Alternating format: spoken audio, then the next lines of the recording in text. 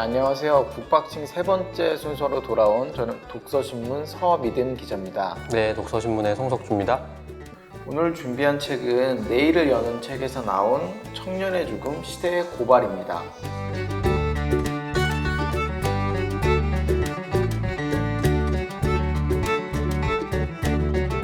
항상 두 명이 지나가다가 오늘 세 명이 자리하고 있어서 의아하게 생각하실 수 있는데요. 이 책과 관련해서 공동 저자로 참여하셨던 작가님을 모셨는데요. 작가님 간단하게 자기소개 좀 부탁드릴게요. 네, 안녕하세요. 저는 청년의 죽음, 시대의 고발 책에 대학생 공동 필진으로 참여했던 대학생 박수연입니다. 만나서 반갑습니다. 네, 반갑습니다. 네, 오늘 다뤄볼 책은 청년의 죽음, 시대의 고발이라는 책인데요. 이 책과 관련해서 간단하게 송 기자가 소개 좀 해주실 수 있을까요? 네, 이 책은 우선 제목 그대로 청년의 죽음이 어떤 한 시대를 고발했다라는 어떤 상징적인 의미로 이렇게 사용이 되고 있고요. 한국 현대사에서 큰 어떤 변곡점이 되었던 청년의 죽음을 29가지의 주제와 인물들로 나눠서 기록을 하고 있는 책이에요. 그래서 다시 말씀드리면 해방부터 현재까지 한국 사회를 어떤 청년의 죽음을 통해서 조명하는 책이라고 할 수 있죠. 네, 요거는 이제 제 설명이고요. 작가님께서 다시 한번 설명해 주시면 감사하겠습니다. 일단 제가 지난 12월, 작년 12월 그 겨울부터 시작해서 올 봄까지 그러니까 그 겨울과 봄을 다 쏟아부었던 책이라고 해도 과언이 아닌데요. 이걸 쓰면서 정말 글을 많이 다시 썼다가 했었고 교열하러 갔다가 그러니까 처음부터 다시 쓰는 일도 꽤 있었고 그래서 저한테는 굉장히 애정이 있는 책입니다. 보면 조금 그날 그 겨울에 약간 시린 그런 날씨가 생각나는 그런 생생하게 책입니다. 지금도 기억나는. 네. 그러면 이게 그것도 궁금해요. 이번 집필에 그 14분의 청년이 참여하셨잖아요. 그 중에 한 명으로 참가하셨는데 이번 집필에 참가하게 된 계기가 어떻게 될까요? 사실 저는 어떤 큰 포부를 가지고 참여를 하게 된 건 아니에요. 근데 아무래도 제가 이제껏 해온 근현대사 공부가 굳이 이름을 붙이자면 좀 더 굵직굵직한 사건이나 그런 사람에 집중한 주류의 역사에 가까웠잖아요. 그래서 일단 저는 좀 다른 관점에서 근현대사를 바라볼 수 있는 기회가 있었으면 좋겠다라고 늘 좀 아쉬운 부분이 있었어요. 그런데 청년은 일단 지금의 저 자신을 이루는 하나의 정체성이잖아요. 근데 그런 청년의 죽음이라는 관점으로 근현대사의 흐름을 파악한다는 게 되게 흥미롭게 느껴졌었고 그리고 일단 제가 프로젝트에 합류한 시점에는 이미 우리는 이런 30가지의 죽음을 다룰 거야 라는 게 대충 윤곽이 나와 있던 상태였는데 그 중에 저도 자세한 맥락을 모르고 정말 이름만 들어봤던 사건들도 꽤 많은 거예요. 그래서 우리가 기억하지 못하는 죽음이 되게 많구나. 그리고 누군가는 정말 이름도 들어보지 못했을 죽음들이 있는데 그거를 이 프로젝트를 통해서 좀 깊이 있게 알아볼 수 있지 않을까 하는 생각에 뜻깊은 작업이 되지 않을까라고 생각하고 집필에 참여하게 되었습니다. 그러면 이게 지속가능 청년 협동조합 바람이라는 그 청년 활동 조직에 속해 계셔서 거기서 진행하게 된 거예요? 네, 사실 제안을 어떻게 받으신 건지? 여기 지금 참가한 14명의 청년이 다 네네. 지속가능 바람의 네네. 산하에 있는 바람 기자단 소속의 학생들이에요. 그래서 기자단 활동을 하다가 이제 저희 안충 소장님께서 이런 프로젝트를 진행하려고 한다. 혹시 관심 있는 사람 있냐 해서 처음에 초기 멤버들이 몇 명 모아졌었고 또 거기서 이분들이 이제 글을 30편을 쓰려고 하니까 정말 막 일주일에 한 편씩 글을 써야 하고 한글 7페이지짜리 되는 거를 일주일에 한 개씩 써내고 이렇게 하다 보니까 아무래도 학기를 병행 중인 분들도 많았고 그래서 그게 너무 일정이 타이트해졌던 거죠. 그래서 중간중간에 필진들이 여러 번 좀 추가 이렇게 됐었고 저는 완전 초기 멤버는 아닌데 그래도 앞에 한 6편 정도 발행되고 들어갔던 멤버예요. 그러셨구나. 네. 저는 궁금한 게 이게 이제 이 근현대사를 청년의 죽음을 통해서 조명해 본다라는 어떤 것 그리고 그걸 공부해보고 싶다라는 마음도 굉장히 중요한데 어쨌든 이거는 글로 풀어내는 작업인 거잖아요. 네. 그래서 아까 저희가 이제 쉬는 시간에 잠깐 이야기를 했는데 작가님이 지금 공대생이시잖아요. 그래서 이게 글 쓰시는 거를 원래부터 좋아하셨는지 그것도 되게 궁금해요. 사실 저는 고등학생 때까지만 해도 언론의 길을 꿈꾸던 학생이었는데 네. 네. 그랬어요. 근데 네. 글을 물론 잘 쓰진 못했지만 네. 그때도 말도 잘 못했고 그래서 어째저째 하다가 이제 대학 입시를 2번 준비하면서 아까 진로를 튼 사람이에요. 그래서 사실 내면에 조금 그런 갈증이 있긴 했어요. 글을 계속 쓰고 싶다, 취미로라도. 그래서 일단 기자단에 일단 큰 뜻은 없이 들어오게 됐는데 뭐 글을 이렇게 계속 지속적으로 쓰고 우리 사회 현상에 대해서 생각해보고 하는 게 좋지 않을까 하는 생각으로 들어왔다가 이제 좋은 기회라고 생각해서 저도 이게 내 역량에 가능할까라는 생각도 물론 했지만 한번 하고 나서 느끼는 바가 클 거라고 생각했어요. 그러면 네네. 청년으로서 청년을 다루신 거잖아요. 네네. 그럼 또 궁금한 게 사실 뭐 저는 이제 86년생으로 이제 청년의 범위를 좀 넘어섰는데 요즘 청년으로서 요즘 시대를 살아가시는데 어떻다고 좀 느끼세요? 요즘 시대를 살아가시는데 느끼는 게? 물론 어느 세대에서나 청년들이 가진 고민이 물론 다르겠지만 저희가 갖고 있는 거라고 하면 아무래도 취업난 좀 안정되지 못한 상태들에 대한 고민을 많이 하는 것 같아요. 다들 아무리 스펙을 많이 쌓아도 앞이 막막하고 뭐 당장 인턴도 잘 안 되고 뭐 이런 것들. 요즘 최대 관심사는 취업이신 거예요? 아무래도 그런 것 같아요. 근데 저는 네. 그러셨구나. 사실 대학생들이 할 수 있는 최대 고민 취업이고 저희도 다 이제 그랬던 것 같아요. 사실 동아리도 이제는 예전에는 뭐 취미를 즐기고 뭐 연합이나 뭐 재미를 찾는 게 있었다 그러면 저 때만 해도 이제 동아리도 거의 다 취업에 도움이 되느냐 안 되느냐로 거의 판가름이 났었거든요. 요즘도 마찬가지인 거죠. 이렇게 얘기하니까 굉장히 라떼가 근데 저도 1학년, 2학년 때 같은 경우 이제 뭐 악기 연주도 하고 또 뭐 재밌어 보이는 거 하고 친구들은 뭐 여행 동아리 같은 것도 하고 운동 동아리 뭐 이런 것도 하다가 이제 아무래도 고학년으로 넘어가면 다들 학회라도 해야 하지 않겠나 아니면 학술 동아리라도 이런 식으로 많이 빠지긴 하더라고요. 그리고 뭐 스터디를 한다거나 다 비슷한 것 같아요. 세대가 바뀌어도.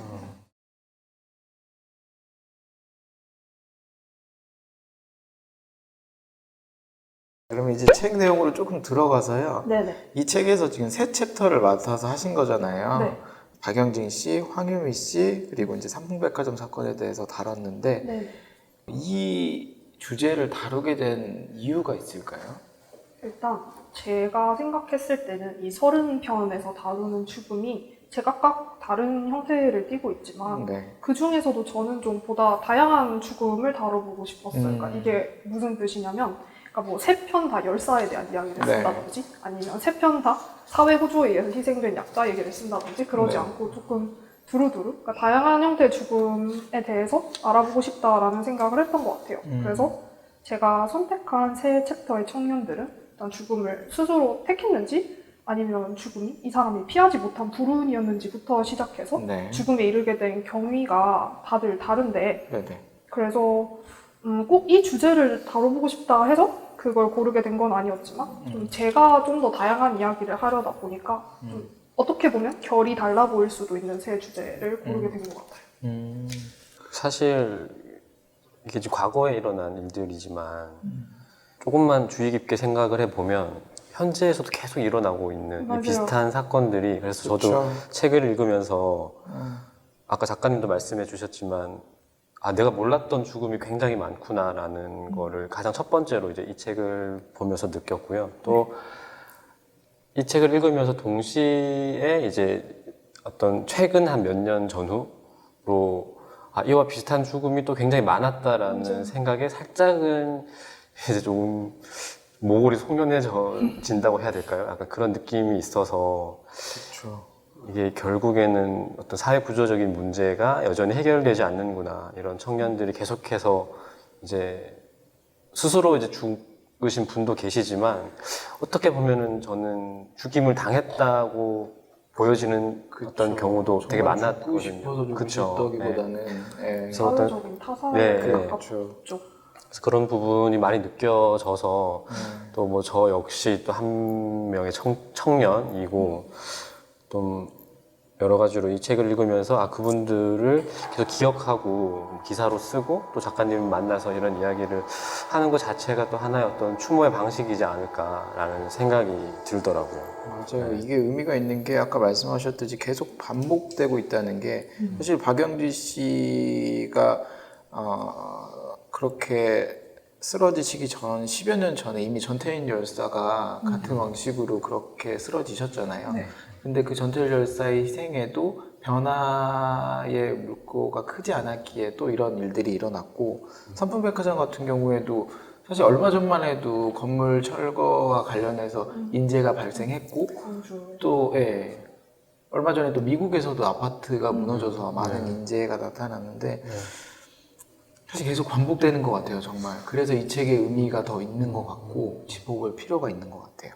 그러니까 그런 이제 단순히 어떤 건물이 붕괴했다라는 현상 자체를 넘어서 그 건물이 이제 왜 붕괴할 수밖에 없었는지도 저희가 좀 생각을 해봐야 되는 거고 또 그 건물이 붕괴했을 때 결국에 가장 먼저 죽는 것이 이제 힘없는 사람들이거든요.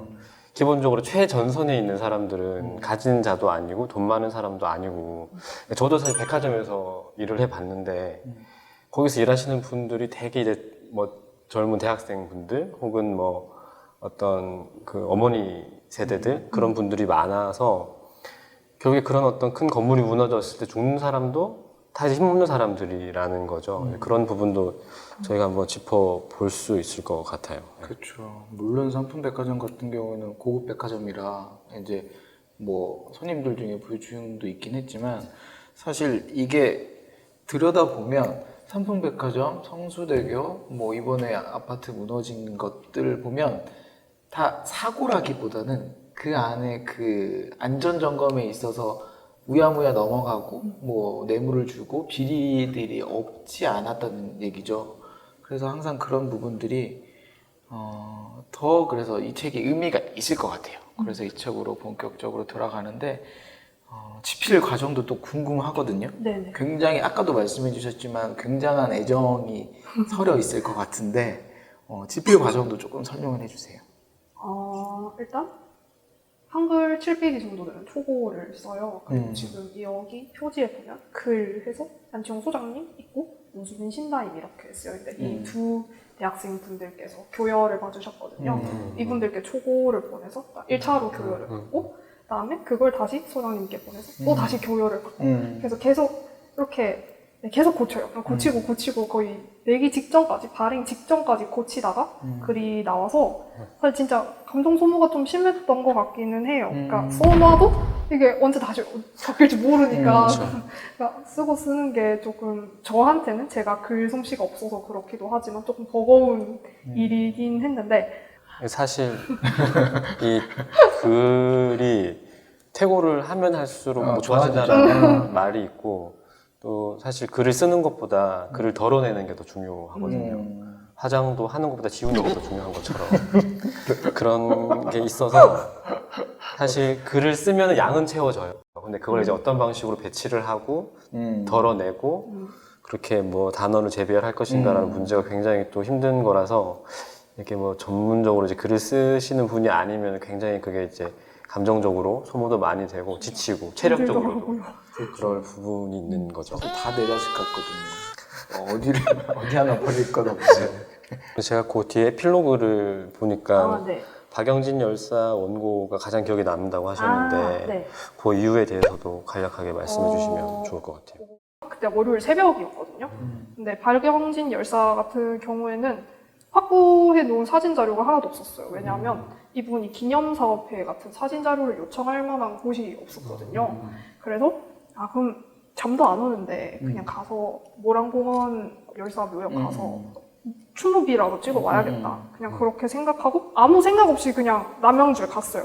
생각보다 시간이 꽤 오래 걸리더라고요. 대중교통으로 2시간, 국화 한 송이 들고 이렇게 갔는데 생각보다 열사 묘역이 제가 상상했던 것보다는 좀 잘 정비되어 있었어요. 저는 뭔가 남양주 외곽에 있다고 해서 진짜 무슨 방치된 수준으로 이렇게 막 잡초가 무성하고 그런 걸 생각했는데 그 정도는 아니었고 그래서 입구에 안내 책자도 있었고 뭐 누가 어디에 묻혀 있는지 확인할 수 있는 지도 같은 것도 있었고 그 갈림길 이렇게 잘 찾아가라고 소대 같은 것도 세워져 있더라고요. 그 묘지를 보는 순간 되게 그분과 저 사이에 그어져 있던 이 묘한 경계선이 사라진 느낌이 들었어요. 이게 아, 내가 한 달 동안 이렇게 생각해왔던 이 사람이 지금 내 눈앞에 여기에 묻혀 있다라는 사실을 인식하니까 아, 나는 이제 앞으로 남은 프로젝트를 진행하면서 마주할 수많은 죽음을 더 이상은 뭔가 제3자의 시선으로만 바라볼 수는 없겠구나. 그러니까 멀찍이서 그냥 이렇게 쳐다보기만 할 수는 없겠구나라는 생각이 들었던 것 같아요. 다른 에피소드와 관련해서도 혹시 글로 만난 거 외에 직접적으로 어떤 뭐 접촉이 좀 있었던 게 있었나요?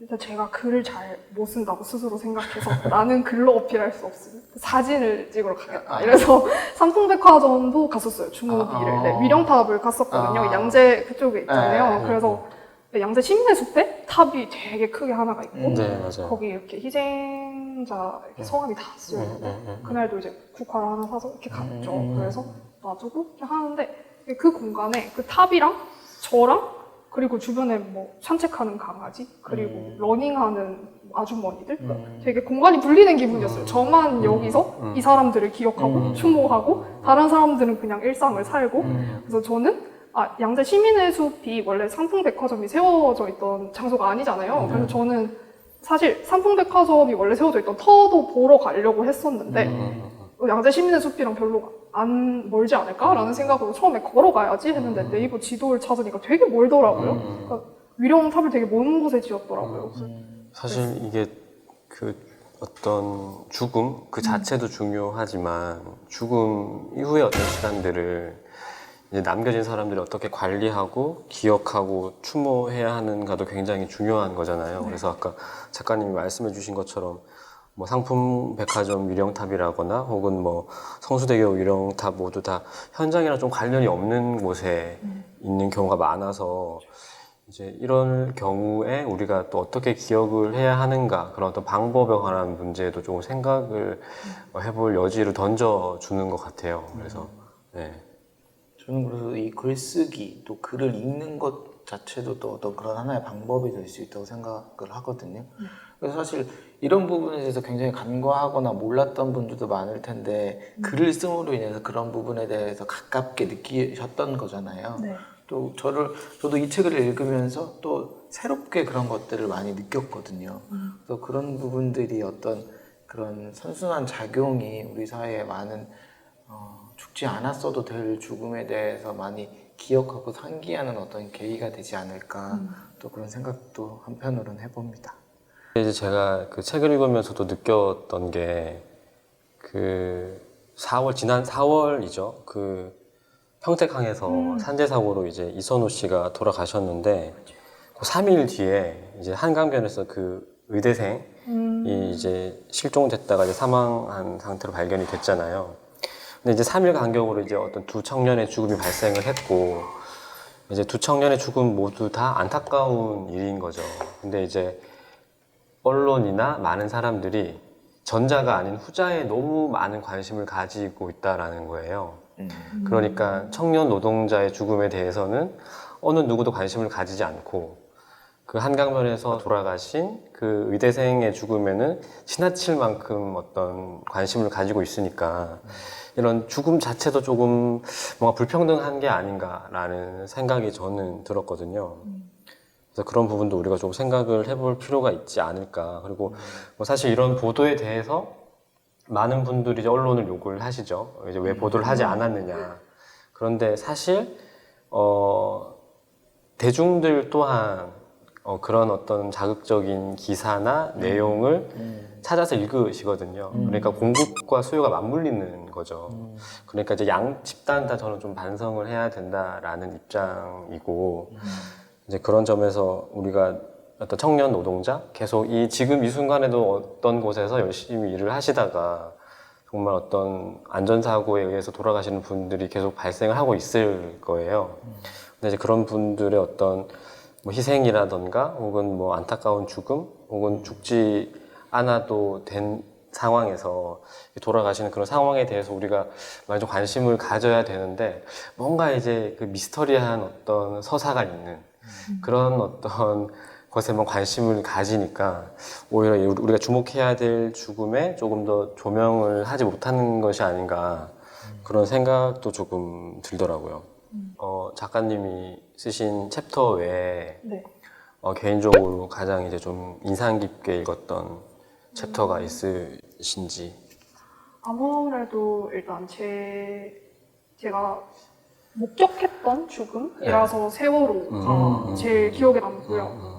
저 그날 제 기억이 맞다면 중학교에서 봉사활동을 가서 아마 양로원 봉사였는데 제가 커피를 타고 있었을 거예요. 그러다 갑자기 할머님들께서 저기 배가 엎어져가지고 애들이 있는데 다 구조됐다더라 뭐 이런 말씀하셨어서 그래요? 다행이다 뭐 이런 얘기했던 게 기억이 나거든요. 그래서 저도 아무래도 제 기억에 있는 역사라서 제일 기억에 남는 건 그 세월호고 그리고 충격적이라서 기억에 남는 건 이제 윤금이 기지촌 여성의 죽음이라서 사실 전 처음에 윤금이 보고 이분이 어떤 분이지? 그러니까 정말 무지했어요. 그냥 아예 이 사건이 뭔지에 대해서 아무 맥락이 없었고 그래서 같이 필진으로 참가한 친구가 이제 초고 올렸을 때 그 퇴고 받은 그 글을 읽고 처음 알았는데 저 읽으면서 헛구역질했었거든요. 너무 역해가지고 그래서 저한테는 꽤나 충격적인 이야기였어서 기억에 남는 것 같아요.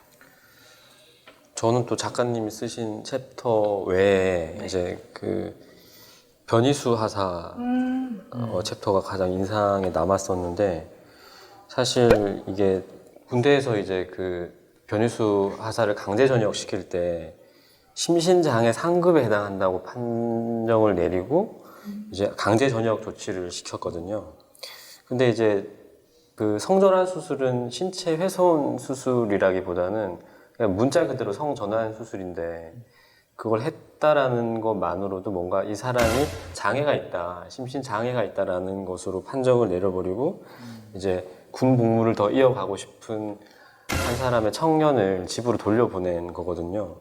그리고 이제 결국에 그분도 역시 극단적인 선택을 하신 거니까 이런 어떤 그 청년 문제에 있어서 그 청년의 어떤 정체성이라고 해야 될까요?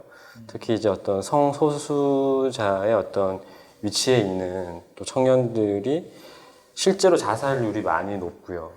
그래서 어떤 성소수자의 정체성을 가지고 있는 어떤 청년들의 생활 이런 것도 우리가 조금 더 주의 깊게 살펴봐야 하지 않나라는 생각이 들더라고요. 어떤 청년들의 죽음이 굉장히 지금도 많이 일어나고 있잖아요. 근데 그런 죽음을 목격을 했을 때 우리가 과연 이제 이 죽음들을 똑같이 기억을 하고 있는가라는 문제를 가장 먼저 생각을 하게 돼요.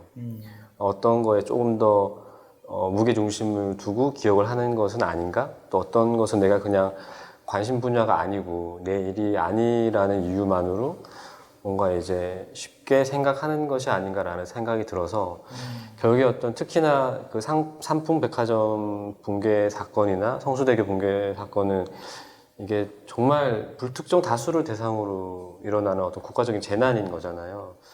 그러니까 나한테도 일어날 수 있는 일이라는 거죠. 근데 이제 우리는 사실 삶을 살아가면서 굉장히 그런 어떤 큰 국가적인 재난이 발생했을 때 나와는 다른 이야기, 나랑은 연루되지 않은 이야기라고 말을 하는데 사실 우리 모두가 그 사건의 생존자라는 점에서 연루가 돼 있는 거거든요. 그러면 우리 마지막으로 작가님께서 뭐 하고 싶으신 얘기 있으면 전해주실까요? 네. 일단 사실 저는 이 책을 쓰면서 매주 누군가의 죽음을 들여본다는 것에서 오는 피로감이 정말 컸어요. 계속 지난주에도 죽음 이야기했고 이번 주에도 죽음 이야기를 했는데 앞으로 읽어야 하는 글도 또 누군가의 죽음이니까 그래서 여기 프로젝트에 함께하는 것 자체가 힘들 거라는 예상을 했는데 근데 실제로 해보니까 어떤 탄력감, 그런 지치는 것에 더해서 글을 쓰는 와중에서도 또 어디서 누가 죽었다라는 이야기가 들리는 게 되게 허탈하게 느껴지더라고요. 그래서 처음 이 표지 시안을 받았을 때 여기 빨간색으로 젊은 영혼들의 빚진 한국 현대사 이렇게 쓰여 있잖아요. 이게 뭔가 과거에 멈춘 게 아니라 정말 현대에도 아직도 우리는 젊은 영혼들에게 비치고 있진 않은가 하는 생각들을 했던 것 같아요. 그래서 아까 말씀해 주셨지만 그 평택항 부두에서 있었던 사고랑 그리고 광주에서 철거 건물 붕괴된 거, 사실 그런 죽음들이 이 책에 실려있는 어떤 뭐 황승원이라든지 아니면 삼풍백화점 붕괴 사고랑 크게 다를 바가 없잖아요. 닮아 있으니까. 그래서 책에 쓰인 얘기가 일단 과거에만 국한된 사건이 아니라는 거, 그래서 오랜 시간이 지났지만 아직도 그냥 사람이랑 장소만 바뀐 채로 어딘가에서 계속 청년이 죽고 있다는 생각을 했던 것 같아요. 그거를 이제 제가 인지하기 시작했다는 게 좀 큰 의미를 가지는 거라고 일단 저는 생각하는데, 그래서 일단 이 책을 읽는 많은 분들이 이렇게 이 챕터도 죽음, 다음 챕터도 누군가의 죽음이라는 것에 아마 제가 느꼈던 것과 비슷한 고통스러움을 느낄 것 같아요. 근데 이게 결코 뭐 나랑 아주 상관없는 일이 아니라는 거, 아까도 그렇죠. 말씀해 주셨지만, 그래서 우리 주변에서 계속 끊임없이 벌어지고 있는 일이라는 사실을 체감했으면 좋겠어요. 그걸 정말 뭐 내가 당장 이걸 안다고 이런 세상을 바꿀 수는 없겠지만 그거를 알고 있다는 것만으로도 저는 변화가 있다고 생각하거든요. 네, 그래서 우리가 뭔가 뭘 잊고 있었는지, 그래서 이 사회 구성원으로서 한번 생각해보는 기회가 됐으면 좋겠고, 그래서 또 너무 슬픔에 매몰되지 말고 계속 죽는데 이게 다 무슨 소용이 있어 뭐 이렇게 생각하지 말고 결국은 우리가 더 나은 미래로 나아가야 하지 않을까, 그런 사실을 잊지 않았으면 좋겠어요. 희망을 가지고 네네. 어떤 세상을 바꾸는 방법을 같이 고민해 볼 수 있었으면 좋겠습니다.